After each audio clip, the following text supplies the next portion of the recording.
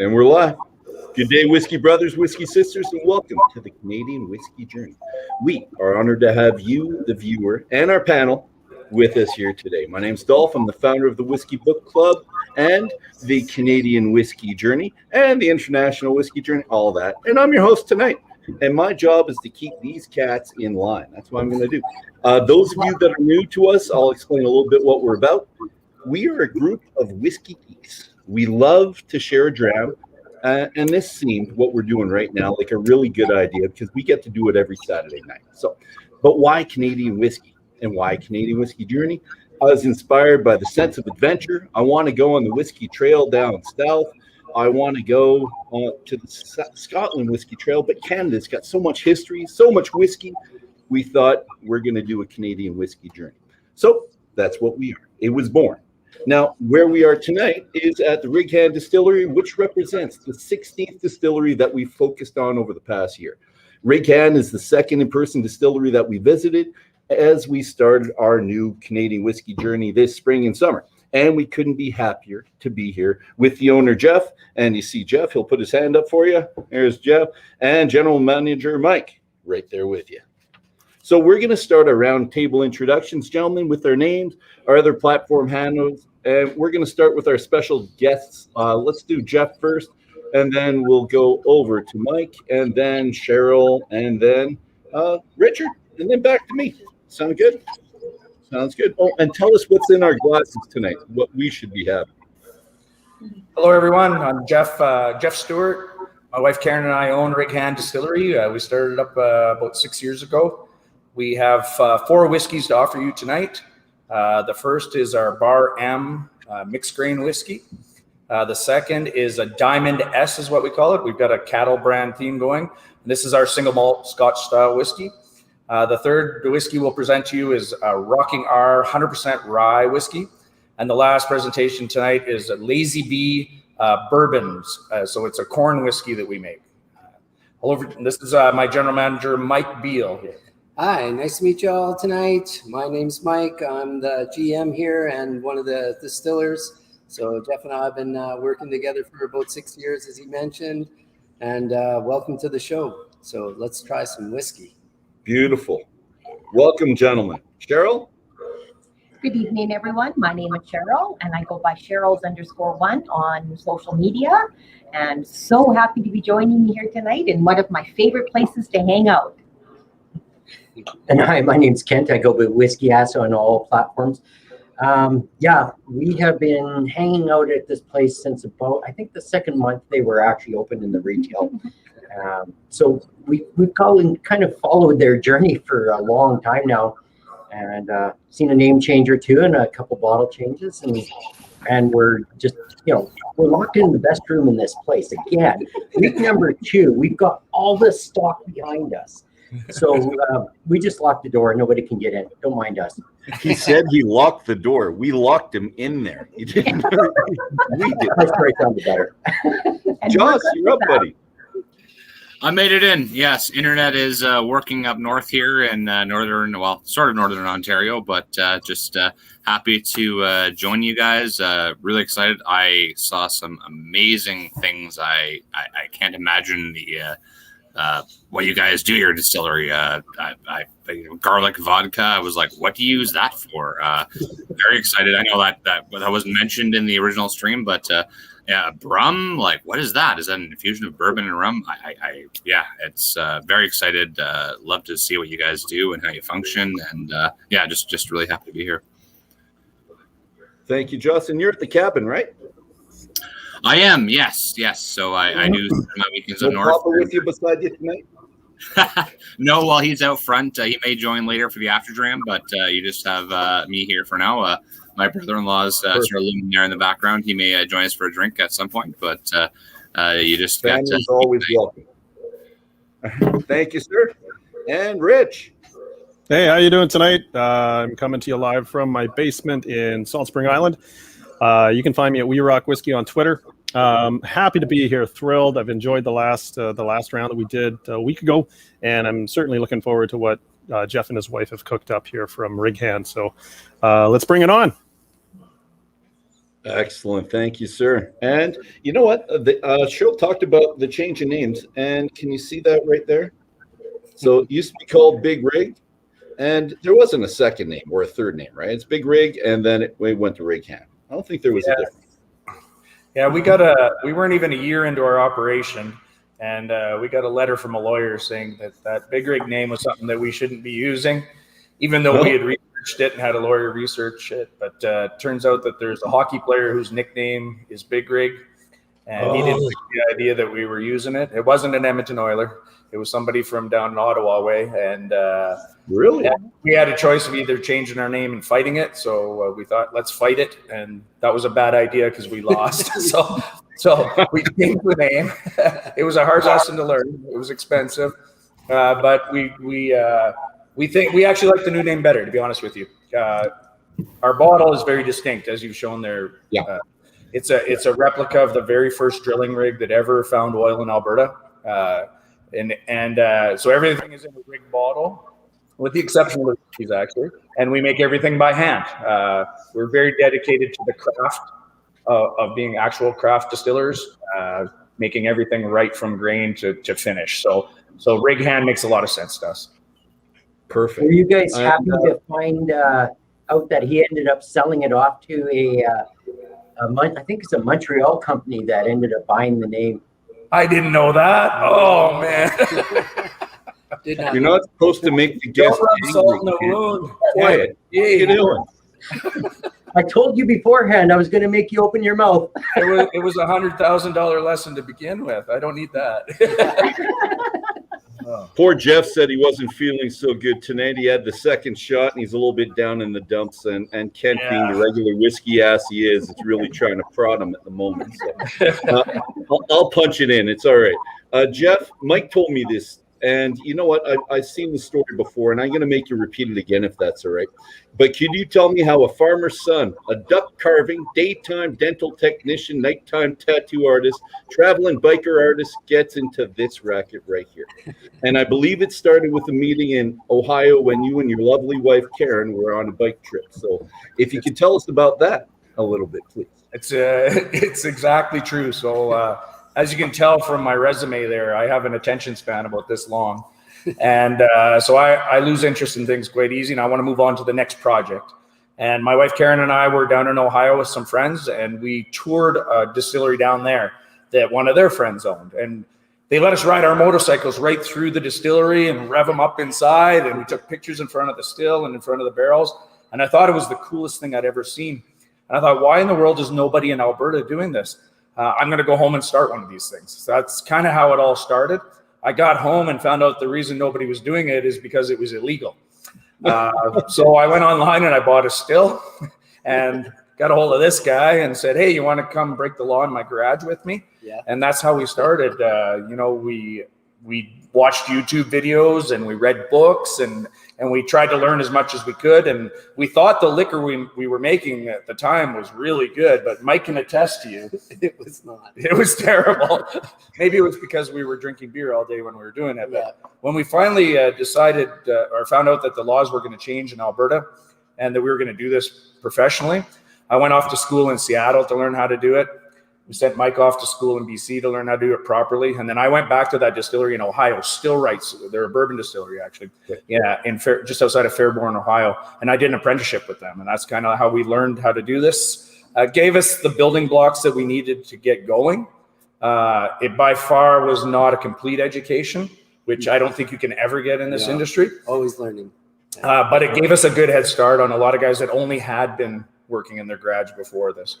And we've decided that if this is something we're going to do for the rest of our lives, we're going to be true to the art of it. So we're going to learn every aspect there is. We're about to break ground on a new facility where we're going to actually be farming our own grain.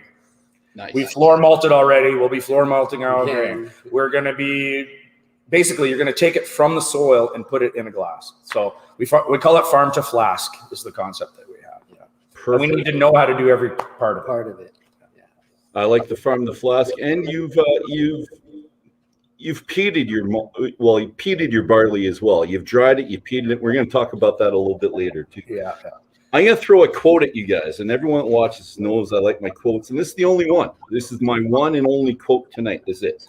So this is from Travel, Alberta. So Rig Hand Craft Distillery, formerly known as Big Rig Craft Distillery, is a small family-owned business and is proud to be the first craft distillery in the greater Edmonton area. Owners Jeff and Karen Stewart are strong advocates for supporting local. They source all their products locally, employ locally, manufacture locally, and sell locally.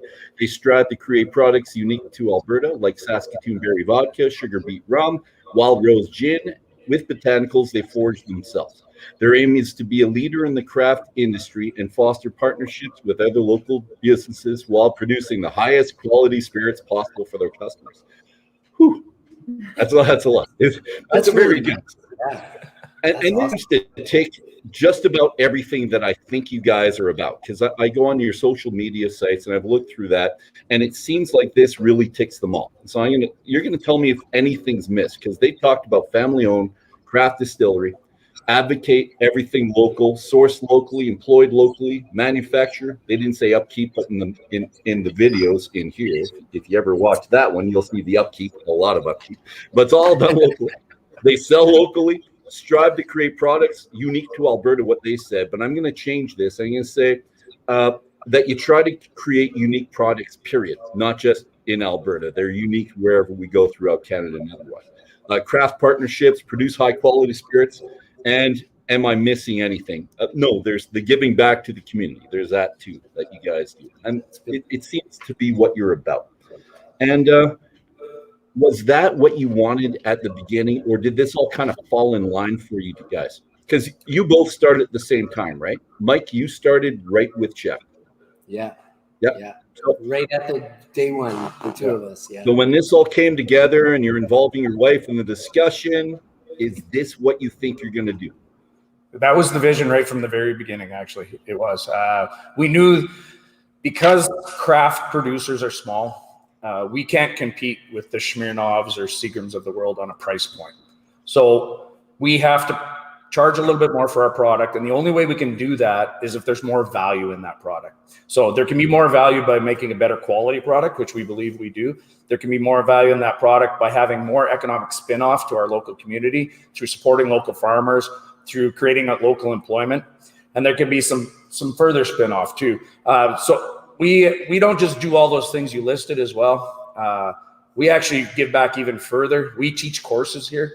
I think we're the only distillery in Canada that teaches courses. So we have a one-day kind of how to moonshine in your garage and not blow up or go blind course that we teach every few months. School. Yeah, we call it Sunday school. We also give a more in-depth, week-long program to guys that know how to distill but want to get into the distilling game.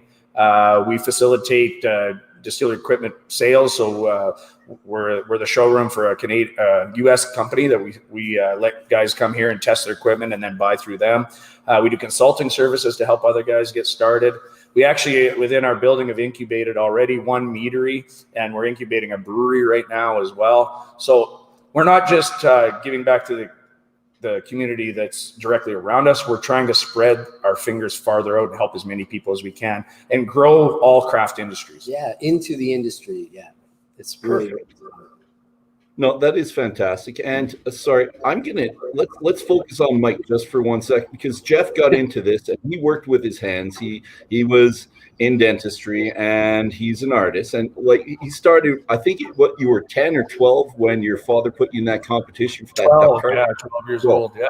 So, and well, Mike's got a great history though, because when I asked Mike to come help me, I didn't realize how many resources he had. I didn't know that he had worked at an oat milling plant and done all these, like, you tell him. Yeah, like I grew up on a farm. I'm Alberta raised, born in Edmonton. My folks are from Germany, so I'm first generation Canadian. And I grew up on 54 acres, and we were a self-sufficient farm, basically. So that's why I'm as small as I am, is because I eat like food from the land, not food that was like full of stuff. So and I worked 7 years at an oat milling plant. So I've milled grain down into food grade. I worked 5 years with the railway. I've traveled around the world a little bit. So I had a lot more skills that I didn't realize I had. When Jeff asked me, I actually said no. when he asked me to start up with him. And I said, no, I don't know how to do that. But I spoke Neither with my do wife. I, and you're going to help. Yeah, exactly. And as you mentioned, Dolph, I spoke with my wife at the beginning, and I said, this is something I think I'd like to pursue. And we had a good discussion, and I came back to Jeff and I said, yeah, I'll take the job, but I need the first week off. And he said, what? And I said, well, I signed up for this distilling course so I could actually learn how to make liquor properly. And I'm flying out on Sunday, so I need the first week off. And he said, great. So off we And went. did you tell him he was paying for it as well? I'm Yeah. going, but are you paying for it? Okay, good. Totally helped out, yeah. Excellent. And Just to one roll last back thing. a I'm little going to get, bit. Sorry, Dolph. I was just going to say, I'm going to get the panel involved. But before the panel's involved, I just want you to tell me what Schatzi is behind you. For an Schatzi. introduction. So this is a Christian Karl still, actually. It's made in Göttingen, Germany. It's a 230-liter still. It was built in 1989. It doesn't look actually as old as it looks. Well, we believe it's the first Christian Karl that was sold to North America. And a friend of Jeff's actually found it and purchased it. And then we purchased it from him and brought it down here to the distillery. So it's actually used for making schnapps and our rum. It leaves all the flavor and aroma and the esters that are in the alcohol. So it works really well for that.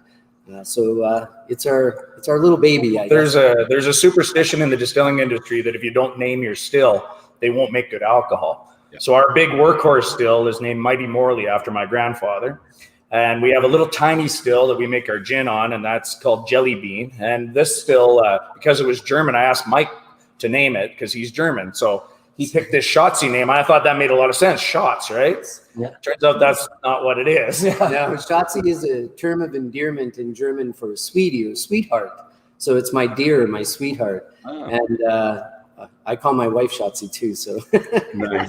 Now I'm in trouble because I named a still after my grandfather, and the little still is actually named after my mom. So now I have to get another still so I can name it after my wife, Karen. So got me in trouble. keep up with me. The biggest, best still out there. Hopefully, well, it's a good idea. Absolutely. And you know what, Mike? You also told me that you studied under a Schnapps master in Germany. A little bit about that, please. Yeah, I've been fortunate enough to. I have lots of family in Germany, and a cousin of mine got me connected with a master schnapps maker. Mr. Peter is his name, and he's been making schnapps since the age of 12. He learned from his great grandfather, and he's 65 years old now. And I've been 3 times to Germany learning how to make German style schnapps. So like an eau de vie or a grappa style schnapps. So yeah, it's been a lot of fun learning that too. Mike's the first guy out of their family that's been able to learn from Mr. Peter. So it's a huge privilege to be able to go over there and do that. Actually, yeah, super privileged. Well, Yeah, we have product Mike- graphic glasses, so when you make it, we want to taste it. Yes. yeah. Well, Mike had to promise him something so that he would teach him. Oh, I would make the best schnapps in Canada. not your That next was born. That was the deal. So I want your firstborn. That's it. Yeah. he taught his 2 sons, but he taught me as well. So I'm again very honored that he did that for me. Nice. That's a great story. Kent, Cheryl, Richard, and Joss, just making sure we have all the same order. So MSRB is what we have. And those of you on the side, the guys and gals outside that are, well, talking to us. Adam, how you doing, Baran? That's the order we're going in tonight. We're going to taste them. We're going to compare them. But what I need you gentlemen and lady to do as we're doing this is try to figure out which one is your favorite on the nose, which one's the favorite on the palate, and which one finishes best. Because maybe it's not all the same one. And I always run towards the rye a little bit. So let's mix things up a little bit there. But this next question is for the panel. When we say craft distillery, what do you guys think of? And we're going to go in reverse order. Rich, you all right answering that first? What's a craft distillery to you, buddy? Craft distillery, a small, local, friendly, warm, more interested in the people and the product than they are in sort of the bottom line. Definitely a sense of community. The craft distillers that I identify, the ones that I've met here on the West Coast that I believe hold those values. I tend to connect with way more than any that might sort of be in it just for the big buck. So I think of really interesting. I think I said it to you, Dolph, and Joss a few days ago, just after the Bridgeland tasting. It's hard to be Scotch, it's hard to be bourbon. So maybe Canadian whiskey is just supposed to be Canadian whiskey, something different unto its own. And I think craft distillers that try to impress upon the whiskey community the Canadian aspects of whiskey, whatever that means, I think are the ones that really are going to make an impact long term. Perfect. I like that, Richard. Joss, you got to beat that. You're still muted, Joss. A little bit more. My brother-in-law came by and said, "Why don't you open up the curtains? You look like you're a serial killer." So we have been at least now. But looks good. I love the story earlier of driving the bikes through a distillery, being like, "We got to do this," because that is totally.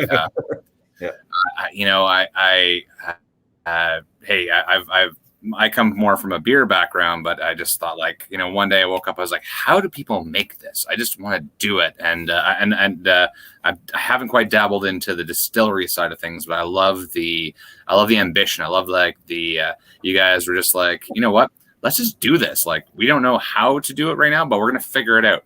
And we're going to jump in and obviously you guys took the education and I can also attest to the, doing some of the homebrew stuff. I can imagine if you were doing it on a smaller scale, where if you had like a home still or something, illegally, you'd make stuff for your friends and they'd be like, this is great. And they'd be talking behind your backs going like, I don't know what that guy's doing. But, all of a sudden now you guys are this, like, you're a registered legal distillery. Obviously you're doing very well. You're making great products. I'm saying this before actually getting into it too much, not to put the cart before the house or the horse, but I'm sure it's good stuff and really excited to dig into this stuff. But it sounds like you guys have a really inspiring story and really excited to see what you guys have done so far. Thank you, kind sir. And Kent and Cheryl. It could just be Cheryl and just push Kent off and he'll never go. It's pretty hard to add to the comments that have already been said. It's definitely when you think of craft, you think of, something smaller, more of a passion, more of a love, more of a hobby, and sort of working towards even the perfection of it, as opposed to mass, distilling, mass producing. You're looking for that perfection, and it's more of a love. And it shows in the product. Yeah, it's not some kid pushing a button 9 to 5. Yeah, not at all. I compare it to art a lot, is what I do, because I have an artistic bone in my body, and I say, as an artist, you could become the best oil painter in the world, but not have a clue how to do watercolor. And you could get good at watercolor and not have a clue how to do carving or sculpture. Same thing. You can make good vodka, but not know how to make bourbon. You can make good bourbon, not know how to make mezcal. So I told you before, I've got a short attention span. I don't see where my attention span is ever going to be lost in this industry, because there's always something new to try and some new level to get to. And then there's also what we like to do. You learn how to do it the way everybody else does it, and then you break the rules and try and do something totally different that nobody else is doing. That is the fun part about this. Like, we made alfalfa schnapps once. I only know one other guy that even knows how to ferment alfalfa. We try everything. Yeah. It's fun to experiment for sure. When people are going one direction, Jeff likes to go the other direction. Actually, it's kind of what we go with there. That's how you get known in the world. Yep. Yes, I agree. That's how you get known in the world. We're making over 75 products now, which I don't know if anybody else is making that many. At our size, it's crazy. Yeah. It's pretty fun. I feel bad for Joanne, who has to keep track of all the all paperwork on it. Exactly. Do all the reporting to the government. It keeps people engaged with us, though, because they always want to come back and see what new crazy thing that we're working on. So, and it's as easy as this. I come into work and Jeff says, Mike, go in the back there and make some sambuca. And I'm like, I don't know how to make sambuca. And he says, you'll figure it out. Just go back there and figure it out. And like, there's some anise back there. Yeah, and an hour later, I'm like making sambuca. Why an hour? You should be spreading that out over a week. I'm still doing what you told me to do, buddy. This in an hour is what. No. There's no time. Got to get on to the next project. Well, you know, and I mean, Mike does stir up from time to time, and we get some delicious things out of that. You know, Guilty. It's true. Yeah. So I our don't think best there's selling any product. mistakes. Our best-selling product is a cream liqueur. We called it Double Double. We were trying to get sued again. We were trying to get sued by Tim Hortons. And Notoriety. when I come up with a recipe, I take our alcohol base and I get all my ingredients and I blend them all up and I mix it up. And then we do something for food safety. We take all of that and we send it off to a company in Quebec called Foodarom. And they make extracts from us from those ingredients and take out anything that people might be allergic to. So that Double Double has a hazelnut in it, essence of hazelnut, but it has the part that makes people allergic to nuts taken out of it, right? So we do that with a lot of our recipes to make sure that they're food safe. Now, one day Mike was mixing up the Double Double, and instead of putting that hazelnut mocha flavoring into the Double Double, he actually poured an apple pie moonshine flavoring into the Double Double cream base that we had. And he came to me and he said, "Don't fire me."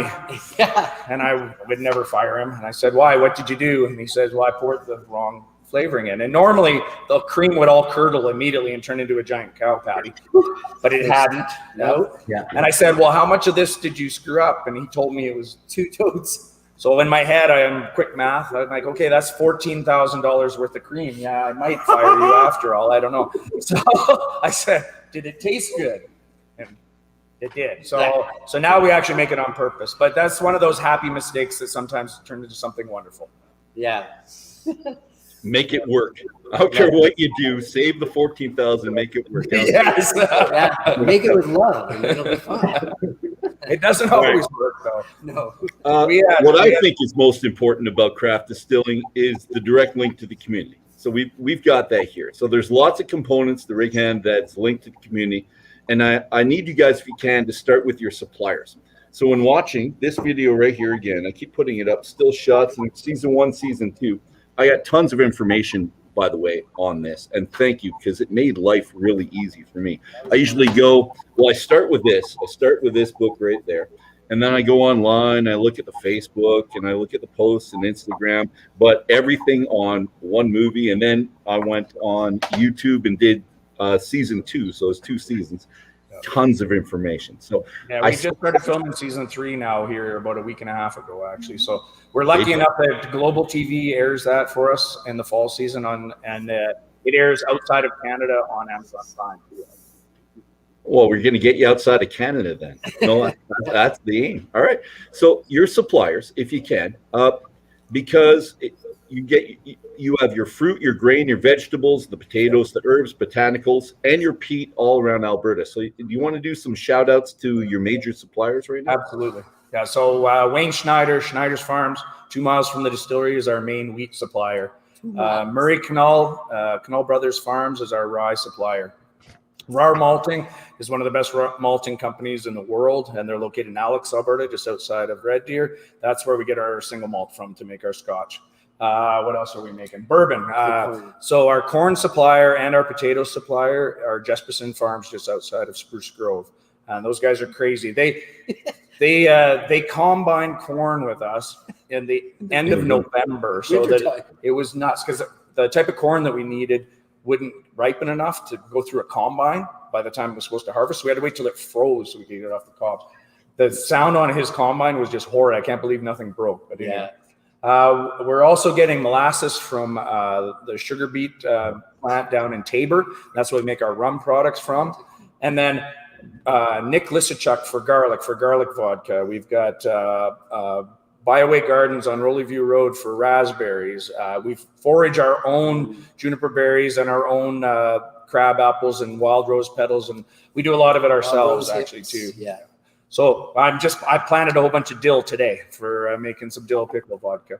We're making vodka from wheat, vodka from corn, vodka from potatoes. We have 38 flavored vodkas. Garlic is our most popular. Raspberry is probably our second most popular. Yeah. We have amber rum, white rum, and spiced rum that we make from the sugar beet molasses. We have a 3-grain whiskey, Bar M. We have 100% rye. We have a single malt scotch. Yeah. We have a Lazy Bee bourbon style whiskey. And I just started putting away a wheat whiskey that will be ready in about 2.5 years. We make schnapses and we make limoncello, grappa, aguardiente, where we got our first batch of tequila is going through right now. Working on that. We make cream liqueurs. We make 12 different kinds of beer. We make 3 kinds of mead, and we will try anything with anybody as a partner. Our very exciting thing we have going right now is we partnered up with a First Nations company. Kakawana is the name of the company. They're owned by 2 Cree ladies, and they've had this tea company for about 10 years, and they wanted to get into the ready-to-drink cocktail world. So we took our Wild Rose Gin and put it in with their grandmother's traditional blueberry tea. And then for a sweetening agent, we actually went out and tapped birch trees, harvested the water, boiled it all down to get birch syrup, and we put 100 milliliters of birch syrup in 100 liters of this kick tea, we call it. Wow. So each one of these cans only have 50 calories. It's amazing. Yeah. So we got lots of cool partnerships like that. We also package or manufacture for 9 other smaller companies than us. We've been doing a lot of packaging lately for Brett Kissel's new vodka brand, Deuce Vodka. So they send us all their stuff, and there's the kick teas. And we just package it for them and send it off to Connect Logistics for distribution. We do that. Our friends in Saskatchewan, Last Mountain Distillery, were the originators of dill pickle vodka. And we on purpose never made dill pickle vodka because they did. That's why we make garlic vodka. And then we made an agreement with them because they were still selling in Alberta. I said, hey, if you want, we'll make your Alberta stuff for you and pay you a royalty. So we do that with those guys now too. So we want to make sure we're not stepping on somebody else's toes. And that's in the spirit of craft again. There's all of us little guys trying to start up and grab market share. And who we need to grab market share is from the big companies. So we need to work together to do that. We don't need to cut the legs out from each other. And when we teach our courses, we teach our students that. Don't cut the legs out from the guy that's in this class beside you, because you're all going to be going through the same struggles together. Let's all work as a group to get that bigger market share. There's so many amazing people in Alberta trying to do this. So let's work together and make it, rise all the ships up. Yeah. And Last Mountain really appreciates that, because we interviewed them last year. Oh, and yeah. They did. Well, we had them on, same thing, 2 hours. And yeah, they mentioned you a couple times. So, and one that I think they came here to show you how to do the garlic vodka. Is that it? Or did you go there? There was someone going somewhere to do that. We go back and forth all the time. Yeah. We went there to learn how to do their dill for them. So we made sure the flavor and consistency was the same as what they had there. But this actually, this Last Mountain discussion actually rolls really well into the Bar M whiskey if you want to. Let's do it. So the Bar M whiskey is a 3-grain whiskey. It's 10% rye grain, 40% wheat, and 50% barley. And Canadian whiskey does have a little bit of a bad reputation internationally, because the international whiskey community thinks that we cheat. Because the way we traditionally make our whiskey is we make a batch of 100% rye, and we make one of corn and one of barley. And then after they're aged, we take the liquids and we blend them together. Yeah. And if you didn't make your rye very good, well, you can fix it by putting extra corn whiskey in it. Cheating is what the rest of the world thinks, right? So I talked before about craft guys having to create more value. So the way the rest of the world does is they mix the grains in that proportion. It's called a mash bill. So if you did a really good job, the flavor is pretty much determined the day you cook it and run it through your still and put it into a barrel, right? Yep. You can't fix it later. And that's what we do to create extra value. So we did that with this Bar M whiskey, but we also bought some whiskey from our friends at Last Mountain Distillery, Colin and Meredith, and we blended theirs in with ours. And as far as we know, this is the first time in history that a craft distillery from one province has collaborated with one from another province and actually put that whiskey together. So we're very proud of that whiskey. And my family farm is from Gull Lake, Saskatchewan. The reason I met Colin and Meredith actually in the first place is I was down harvesting, and it was when we were first starting and getting going. And when we were harvesting, we got rained out. And I phoned up Colin. I said, hey, I'm thinking about starting a distillery in Alberta. Do you mind if I come up there and ask you some questions. And he said, you know how many guys come in here for a tour and they kind of sneak around and they start asking questions and you realize they're going to start a distillery and they're not up front like you are? He said, you know what, bring a case of beer, come on up. And that's how it started. And now we're very, very good friends. They go hunting together. Yeah, all the time. I thought you met each other in hockey, possibly, because he's a hockey guy as well. I'm not as good as him. Yeah. Colin's a little bit higher. He's an ex-Oiler. I'm a beer league slasher. Yeah, that's me. The bruiser in front of the net. That's all I can do. Don't make me move. Let me punch people, and that's okay. Don't make me move too much. So our whiskey was the first one released. It's the first ever craft whiskey released in Alberta, actually. Yeah. Really. We feel it has a nice balance to it. Tell us your tasting notes as you see it. Let's go, guys. What do you get on the the nose? There's certainly some heat to it, sort of an arugula or cayenne type of nose to it. Something spicy, that kind of heat. Yep. What type of sugar are you going for? Caramel or honey? I think it's more caramel-like than honey-ish, right? Yeah, definitely honey or caramel. You're definitely drunk. How many of those have you had? Well, we locked I'm it in. going That's all to you the can next do one. now is drink. Yeah, you do know what room we're in. Yeah, you know, the bottles we were holding up, they're now empty, so don't worry about it. Okay. I'll hide them under the desk.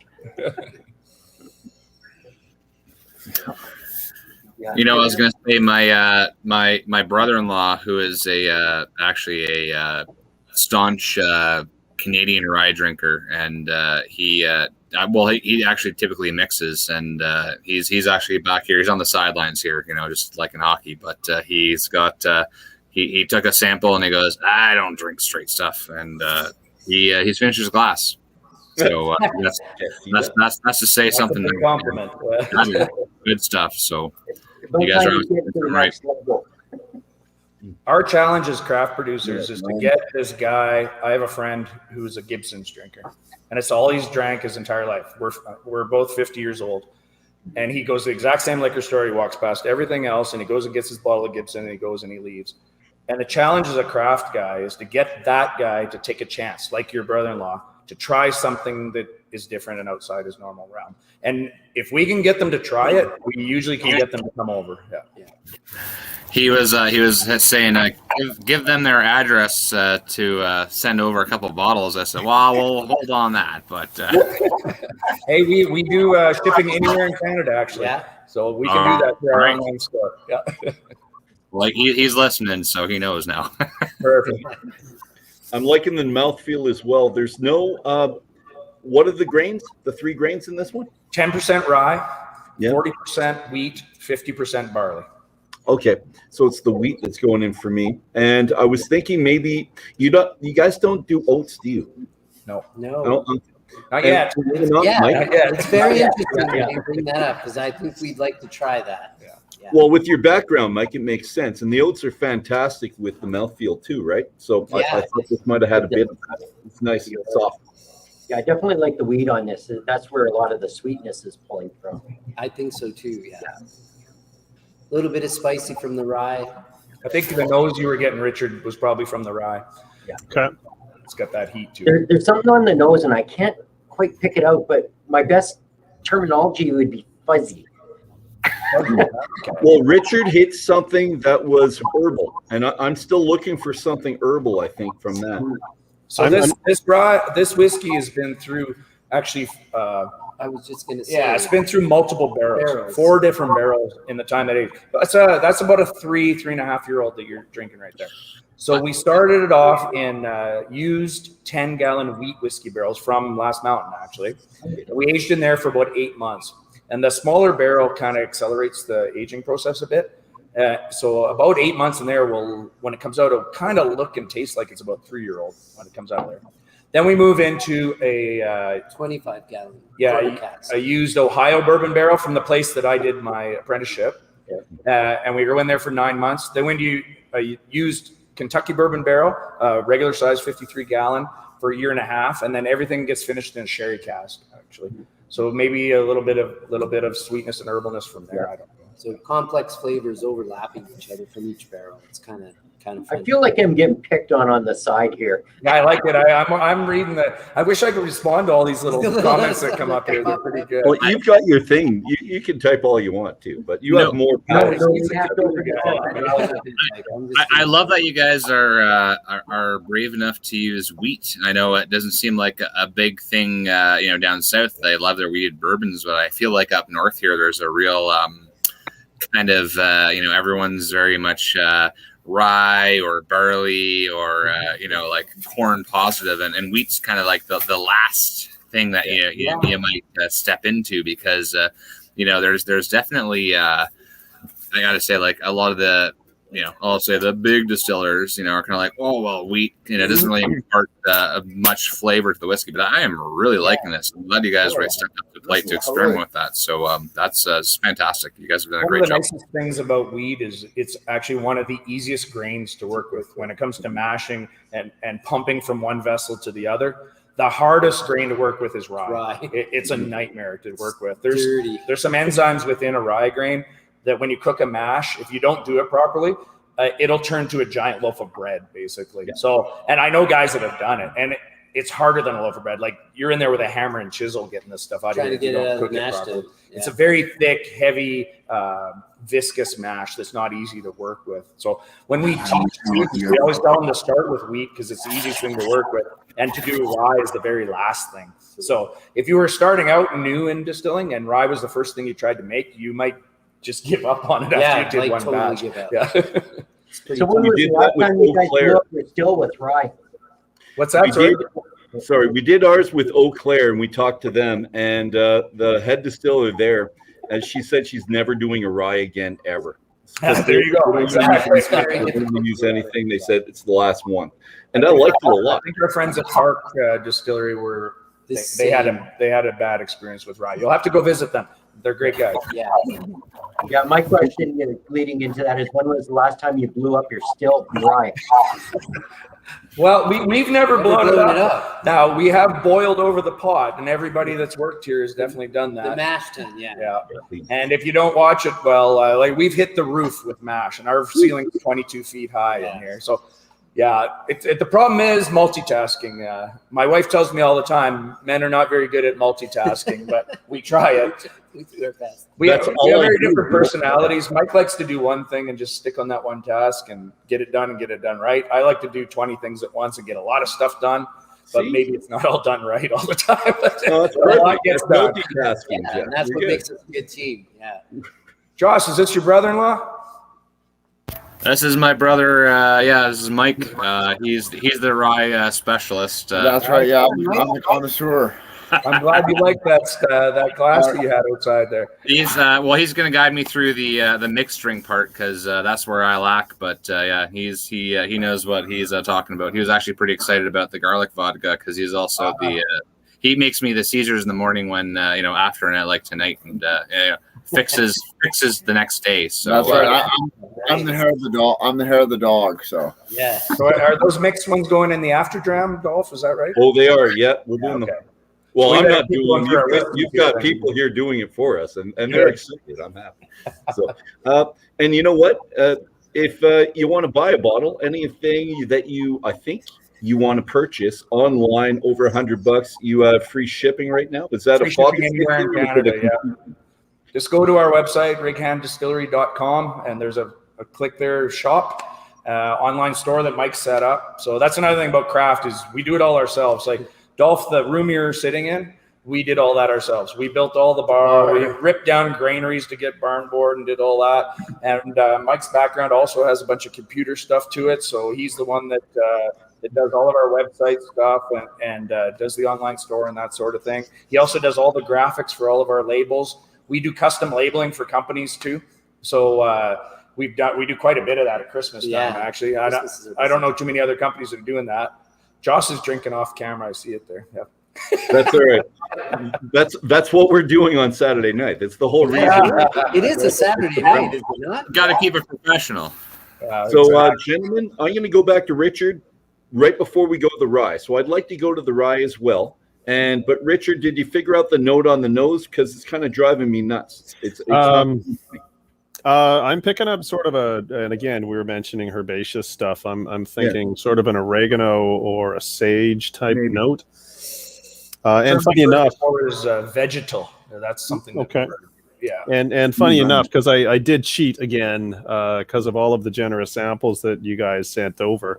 Although now that I hear that you've got so many products, I'm thinking, why wasn't it a bigger stash that we got? But I wanted 75 ounces. but on the single malt, It's only an hour-long show, right? It's true. On the Diamond S, I also found a lot of similar notes that I pick up on the Canadian whiskey. So I'm thinking it's got to be coming more from the malt than it does from the rye. But or maybe it's from the casks. I don't know. So, but again, we're using the exact same cask rotation on all the whiskeys. Actually. Yeah. Right. So that's probably part of it. Okay.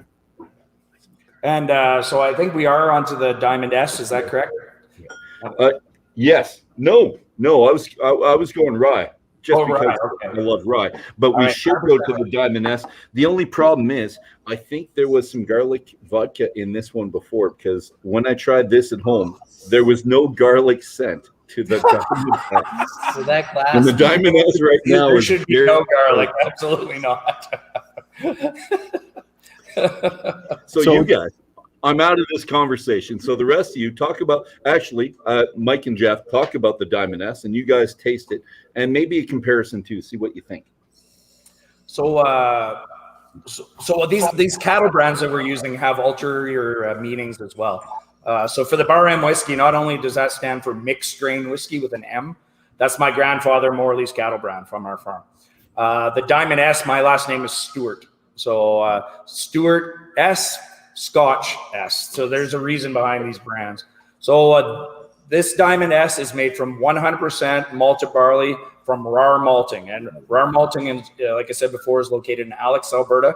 They buy all of their malt grain from farmers that surround the malt plant there. We've actually had the luxury of going and touring their facility with our camera crew for Still Shots, our TV show. And we've been invited there many times over to come and bring guests to tour the facility as well. So if you guys ever want to go there, we can arrange that for you. I do. I want to go. The place is gigantic, and I really didn't understand the magnitude of these until I saw it on Still Shots. I really didn't, but huge, massive. Absolutely mind-blowing. We have three of the largest malt barley facilities in the world here in Alberta, and that's because we grow the best malt barley in the world. Well, they unload a tandem. Sorry, what's that? There's Red Shed, and who's the other one? Red Shed. There's a whole bunch of them. Yeah, we use some Red Shed for some of our beer. They're a smaller outfit. Yeah. But Rar sells their malt all over the world. Like a lot of that malt barley is actually going to Scotland to make scotch. Yeah. And it's grain that's grown here. To Europe to make beer, to the States to make beer. But they're unloading a tandem load of barley there every 12 minutes. It's in seconds. It's amazing how much they go through. And their facility is 12 stories tall, and each level has a different activity that's happening with the grain. So when we floor malt here, it makes it look like a bit of a no, joke. you're a traditionalist. But we wanted to know how to do it, right? Absolutely, yes. Yeah. And it's a lot of work. So the first time we did it, we floor malted it like traditional. The second time we did it, we actually built a rack system and did it like Rar Malting does. Yeah. So, and that's how we were able to smoke the barley within the this little smokehouse that we built. It looks like a 2-seat outhouse. So we have these racks inside this outhouse. We put a hibachi underneath, and if we're going to go for a clean malt, we're just using charcoal, like a true oak charcoal, not charcoal briquettes that have chemicals in them. And then if we want to put a smoke on the barley, we're sourcing peat. First, we sourced peat from Scotland, which was very expensive. Yeah. Then we got some peat from Seba Beach out by Wabamun, just west of Edmonton, and we got some from Lac La Biche as well. And we tried the different flavor profiles. So those are all in cask aging right now to see what the different flavor profiles are. And I don't really care if the one from Lac La Biche and Seba Beach isn't as good or the same as the one from Scotland. We're going to use the local stuff no matter what. We also had a guy that owns a smokehouse barbecue place take something, put it in his rotisserie of his smoker in his restaurant and smoked it with birch. So we're going to see how that stuff turns out too. So yeah, we're trying crazy stuff all the time. The one you're trying right now is a Highland style single malt. It's been through the same 4 casks. It has no peat to it whatsoever. And it's a 3-year-old, what you're having right now. Yeah, it's a 3. We Do just me a favor and tell us what we're supposed to get out of each cask, because you have the 4 casks for a reason. What flavor profile are you pulling out of each one of the 4 casks, please? so That's really tough. it You depends can on do the cask. It changes from cask to cask, to be honest. In general, the wheat whiskey barrel is supposed to tame the heat down on the spirit, and it being in a 10-gallon cask is supposed to do it quick. Okay, and then when we move it over to the Ohio bourbon, we're trying to get some sweetness infused into it. Okay, when we get into the regular size cask, that's when we're looking for our caramels and our vanillas to come into a traditional cask, and then we're trying to get a sweeter finish, that fruit finish with the sherry, and a little bit of a red tinge. You'll see that the whiskey itself has a bit of a red look to it. Yeah, and that's in a bottle. It looks more so than it does in a Glencairn. But Yeah. Well, let's show you the bottle. so that's what we're trying to do with those 4 different. There, here you see the red tinge there. So those are the things we're trying to do with those 4 different types of casks. So you're trying to kind of cool it off and sweeten it up, and then let it oxidize in a big barrel, and let any of the aldehydes that might have formed in there turn into esters when we get into a bigger cask. Perfect. You know what? I'm going to bring us back to the community focus again, because we're talking about that, and that's what I think of. When you give to the community, you're taking from the community. It's kind of circular, and we're going to talk about, well, a quote that, sorry, I do have another quote from you later, but it's only a short one. But let's go. Season 1, episode 5, Still Shots. You talked about craft beer helping you, because you mentioned the beer. Can you talk about craft beer and talk about Angus as well, and kind of his link to you guys, and how did craft beer help craft distilleries? So craft beer came on the scene before craft distilling did, Great question. and became very established. And when we started telling people that we were starting a distillery, they said, "Oh, what kind of beer are you going to make?" So people didn't understand what a craft distillery was. But the way it really helped us was it got people trained to try something outside their normal Labatt's. So we hope that would work the same. Try vodka outside of your Smirnoff, you know. And where it helped us the most was going into a bar or a restaurant, because every bar and restaurant had craft beer on tap, because that's what the consumer was starting to demand. And once people knew there was craft spirits available, it made it easier for us to get our spirits on the back bar. We have a really hard time getting in the well, because that's the cheaper stuff. So we can only get on a back bar, but if we make a good enough quality, we belong on the back bar. Yep. And good looking bottles to put back there too. So this was a good choice, and I'm not sure who the artist, and it's simple, and it's really visual. It works really well. So as long as they don't do this, and they do this, it looks really good in the back bar. Yeah. So Angus is our beer maker. He worked as a refrigeration mechanic at a plumbing and heating place for 25 years. And he got to the point like we did, where we didn't want to do what we were doing anymore. I wanted to try something cool. He'd been a hobby beer maker for about 15 years, part of the Edmonton Home Brewers Guild, award winning. And he did up a business plan, and he went to his bank, and they wouldn't loan him any money. And I knew the guy, and I knew he made good beer, and I knew he was a good guy. So I said, if you want, I'll get the license, and I'll front the money. You can pay me back as we go, and you can work out of here for about a year, and you can go back to the bank in a year with sales records and say, look, I told you it would work. Give me the loan now. Well, that was almost 3 years ago now, and he says he's never leaving. Yeah, it sounds like he's not going to go. So, which is awesome. In our new building, we've designed space for him. So, the first beer that I asked him to make a beer that a guy that drinks Budweiser wouldn't take one sip of it and say, "Give me my Budweiser back." My dad. Because some of the craft guys are getting pretty out there with their triple hop, grapefruit, whatever the heck they're doing, right? You need an introductory beer, I thought, like Josh is drinking, and Josh, boy. And I got a little of that too. And so he did a pale ale, a high country pale ale. Yep. And we call it crushable. Everybody that takes one sip of it goes, "Yep," and they just drink the whole thing. Then we moved into having a beer that could compete with Rickards Red, and that's kind of my favorite right here. So we call it Rig Hand Red. Yeah. There's a High Country Pale Ale. That one's actually made with birch water. Yeah. Actually, it's kind of cool. He does some weird stuff. So as Jeff was mentioning, we tapped all those birch trees. Well, we did 150 trees, and we got basically thousands and thousands of liters. That's a Rig Hand Red. Yeah. That red handprint that's on there is the symbol for the missing and murdered Indigenous women. And 25 cents from every can we donate to that fund, as well as the Kick Teas that we partner with the First Nations ladies. Mm-hmm. So that's some more of that giving back to the community thing that we think is really important. He's making about it. Let's stay on that thing before we're out of here. Let's stay there and talk about the Brewer family fungi and talk about the the Humboldt, the hockey player with the wings that you did. So if I can get both of those, then we're done the hour. So you're going to wrap us up with those two stories, Jen. Okay, we're not getting to the last two whiskeys. Oh, you know what? The after dram could do that with the cocktails. All right, fair enough. Okay, so when you're done with all your mash and it's been through the still, you've got this bunch of spent grain, and you get to find something to do with it. So you can feed it to pigs if you want. If you feed it to cattle, they bloat on it unless you mix it in.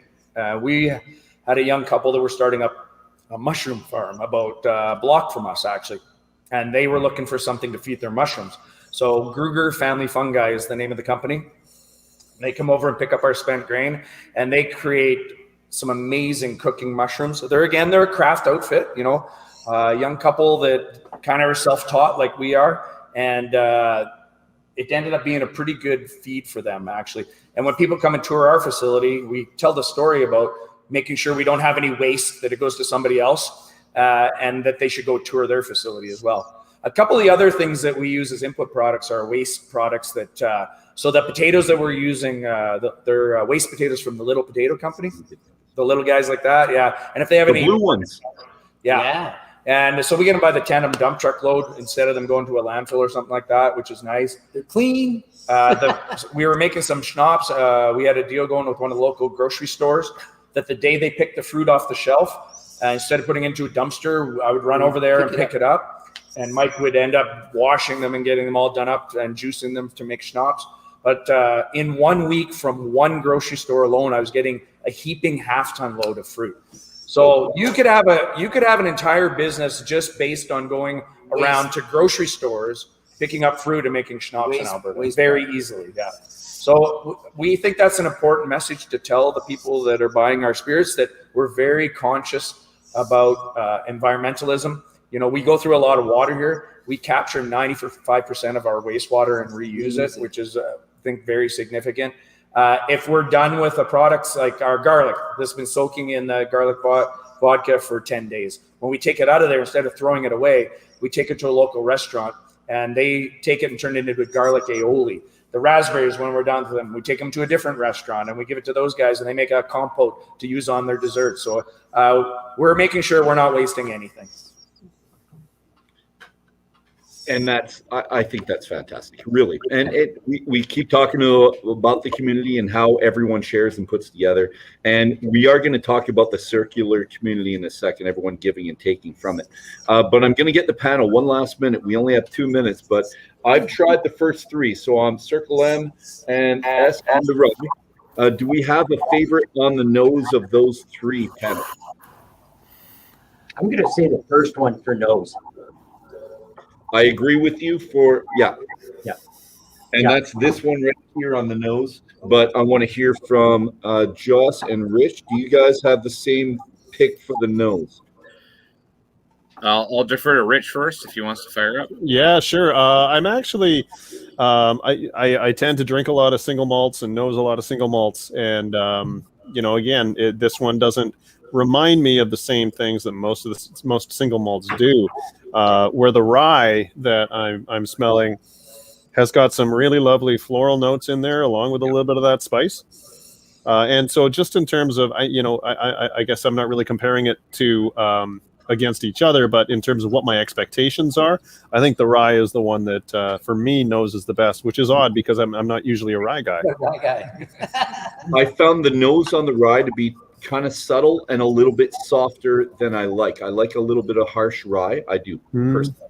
Rye's my pull our rye favorite. off the still at a higher percentage than most guys do, actually. Okay. Yeah, that's me. Okay. I'll throw in, and although it wasn't a bourbon we were trying earlier there, I'm not, I haven't really experienced a high wheated,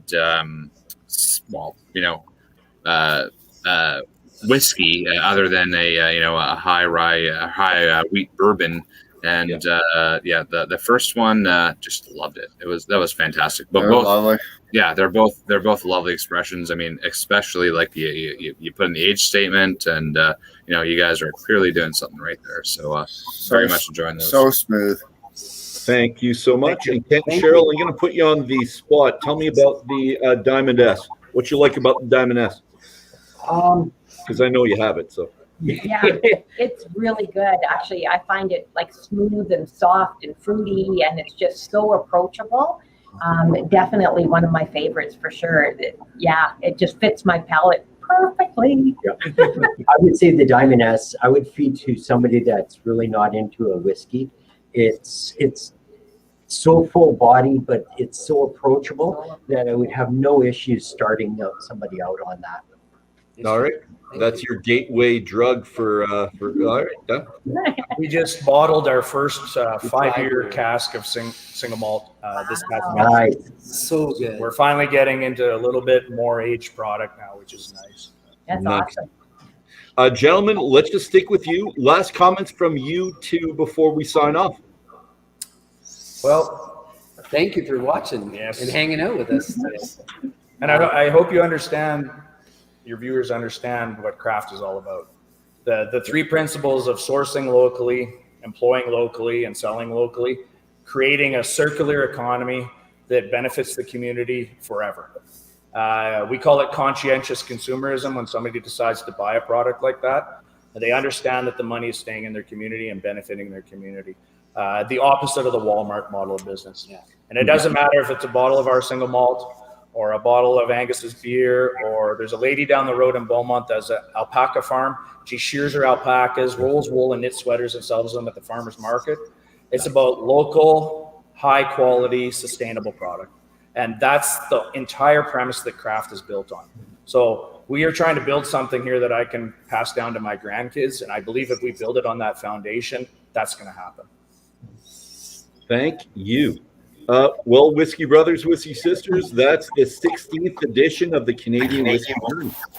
We're moving our conversation from this more formalized to a more relaxed but equally engaging, very informative after dram. So the owner, distiller Jeff, and Mike, and general manager Mike will, of course, be joining us. And really, what better activity on a Saturday night is there than talking with good people and drinking a dram? And cocktails. Cocktails are coming up. I'm not making them, but I'm drinking them. It's going to be fantastic. We'll be back. Everybody's not making cocktails. On this channel, The Spirit of Edmonton, for the After Dram. And if you don't want to miss a minute of our next episode's Canadian Whisky Journey, please click on the like and subscribe button. And we're going to see you all soon. Have a fantastic time. And cheers to y'all. See you in a couple minutes.